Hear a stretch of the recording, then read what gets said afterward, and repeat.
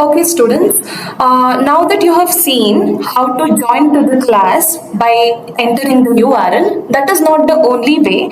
Here, if you see in the home page, there is something called as upcoming batches, right? Here you can see the list of all the batches that will be starting in future. Fine.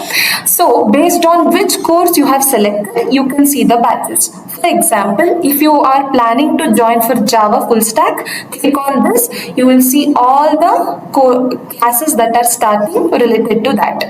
And then if you want to join Python full stack, all the classes are here. If you want to join software testing with Java automation, then all the classes are here. What you have to do, just see whichever class is suitable for your schedule and just click on join classroom.